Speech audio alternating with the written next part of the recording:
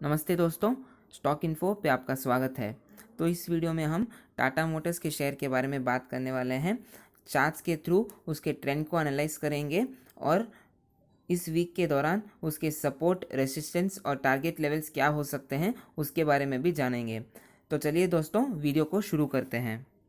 तो weekly levels जानने के पहले टाटा मोटर्स पे जो रीसेंट न्यूज़ आया है और इस वीकेंड में जो उसका Q1 का रिजल्ट डिक्लेयर हुआ है उस पर एक नज़र डाल लेते हैं। तो अगर हम Q1 के रिजल्ट्स के बारे में बात करें तो नेट रेवेन्यू 31,983 करोड़ पे था, जो कि प्रीवियस ईयर के सेम क्वार्टर में 61,466 करोड़ के आसपास था। तो इसमें टोटल 49.97% की गिरावट देखने को मिली है रेवेन्यू में। अगर हम लॉस के बारे में बात करें तो इस क्वार्टर में 8,384 करोड़ का लॉस देखने को मिला है, जो कि प्रीवियस ईयर के सेम क्वार्टर में 3,434 करोड़ पे था। तो लॉस यहाँ पे 144% से बढ़ता हुआ दिखाई दिया है। तो रिजल्ट्स में हमें लॉस बढ़ता हुआ दिखाई दिया है और रेवेन्यू भी घटता हुआ दिखाई दिया है। इसके बावजूद शेयर में 8% का राइज देखने को मिला है। तो इसका रीज़न क्या हो सकता है उसको भी एक बार देख लेते हैं। तो जैसे कि आप देख सकते हैं, एमके ग्लोबल फाइनेंशियल सर्विसेज की एक रिपोर्ट में कहा गया था EBITDA, जो कि earnings before interest, tax, depreciation and amortisation का जो वैल्यू है वो मार्केट एक्सपेक्टेशन से बेहतर होने के बारे में बताया गया था। और अगर हम एडिलवीज रिसर्च की रिपोर्ट के बारे में बात करें तो टाटा मोटर्स के जो कॉस्ट कंट्रोल करने के इनिशिएटिव्स लिए गए थे और उसके बैलेंस शीट भी आउट परफॉर्म करती हुई दिखाई दी। और बहुत सारे ब्रोकरेज और क्रेडिट रेटिंग एजेंसीज जैसे कि क्रेडिट सूस, ICICI सिक्योरिटीज, एमके ग्लोबल और मोतीलाल ओसवाल ने भी शेयर का टारगेट प्राइस 4% से 30% तक बढ़ा दिया है।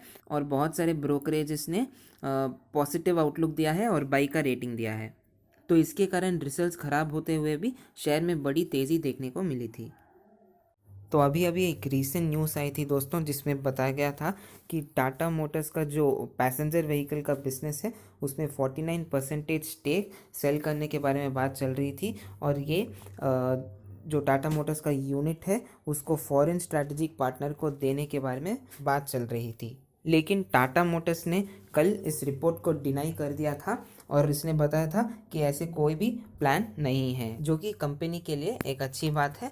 और इसके कारण बाइंग मोमेंटम कंटिन्यू होते हुए देखा गया था आज के सेशन में। तो चलिए दोस्तों, वीकली लेवल्स जानने के पहले आज के मार्केट परफॉर्मेंस के ऊपर एक बार नज़र डाल लेते हैं।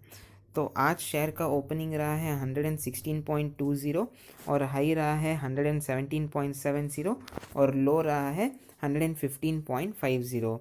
आज ओवरऑल 1.40% की ग्रोथ देखने को मिला है और क्लोजिंग रहा है 116.80 पे। और अगर हम वॉल्यूम की बात करें तो ऑलमोस्ट 6 करोड़ शेयर्स ट्रेड हुए हैं। तो चलिए दोस्तों, हम चार्ट्स में पैटर्न को एनालाइज कर लेते हैं। तो हमने यहाँ पे 1 डे टाइम फ्रेम का चार्ट ओपन किया है। तो अगर आप यहाँ पे देखेंगे तो शेयर में बड़ी तेज़ी देखने को मिली थी। उसके बाद शेयर साइडवेज में कंसोलिडेट कर रहा था, जो कि ये चैनल के अंदर, और अभी यहाँ पे ब्रेकआउट देखने को मिला है। तो यहाँ से शेयर में बड़ी तेज़ी देखने को मिल सकती है। और जैसे कि आप यहाँ पे देख सकते हैं, पिछले 3 सेशन से ऑलमोस्ट शेयर में तेज़ी देखने को मिली है। और एक इम्पॉर्टेंट बात है दोस्तों, जिसको आपको यहाँ पे ध्यान में रखनी होगी, ये जो आपको लेवल दिख रहा है ये इसका इम्पोर्टेंट रेसिस्टेंस लेवल है। अगर इसको शेयर क्रॉस कर देता है तो बड़ी तेज़ी देखने को मिल सकती है। और इस लेवल्स के बारे में हम आने वाले स्लाइड में देखेंगे। तो चलिए दोस्तों, हम कुछ इंडिकेटर्स को रख के भी यहाँ पे एनालाइज कर लेते हैं। हमने यहाँ पे RSI का इंडिकेटर लिया है और अगर हम RSI का वैल्यू देखेंगे तो यहाँ पे ऑलमोस्ट 65 के आसपास है, जो कि एक बुलिश कंडीशन स्पेसिफाई करता है। और दूसरा हमने यहाँ पे MACD का इंडिकेटर लिया है और अगर आप इस बॉक्स के अंदर देखेंगे तो ये जो ब्लू लाइन है उसको हम MACD लाइन बोलते हैं और जो ऑरेंज है वो सिग्नल लाइन है। और यहाँ पे अगर आप देखोगे तो ये जो ब्लू लाइन है MACD का लाइन ऑरेंज लाइन को ऊपर की ओर कट करता हुआ दिखाई दे रहा है, जो कि एक बाइंग सिग्नल है। और ये सिग्नल ये बेस लाइन के ऊपर है, तो ये बाइंग सिग्नल बहुत ही स्ट्रॉन्ग होता हुआ दिखाई दे रहा है। तो नेक्स्ट हमने यहाँ पे 5 डेज़, 10 डेज़ और 20 डेज़ का मूविंग एवरेज लिया है, जो कि ये ब्लू लाइन, ऑरेंज लाइन और ब्लैक लाइन से आपको दिखाई दे रहा है।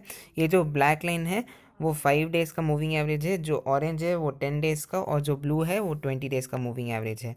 और अगर हम वैल्यूज़ की ओर देखेंगे तो ये जो 5 डेज़ का मूविंग एवरेज वैल्यू है वो 112.25 है, और 10 डेज़ का 108.25 और 20 डेज़ का 107.05। और अगर हम क्लोजिंग प्राइस की बात करें तो वो 116.80 पे है, जो कि ये तीनों मूविंग एवरेज वैल्यूज से ज़्यादा है।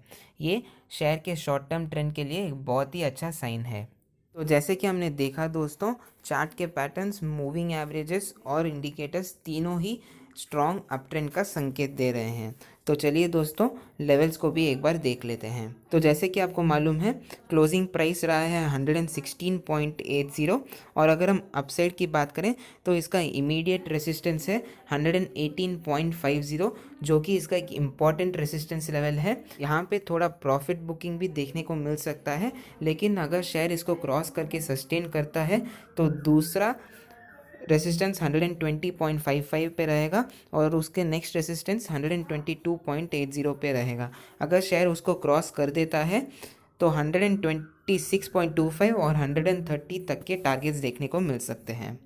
और अगर हम डाउन साइड की बात करें तो पहला यहाँ पे सपोर्ट रहेगा 114.25, और उसका नेक्स्ट सपोर्ट बनेगा 112.25, और थर्ड सपोर्ट जो कि एक सबसे इम्पॉर्टेंट सपोर्ट है, और जैसे कि हमने देखा था इसका मूविंग एवरेज भी 109.15 था।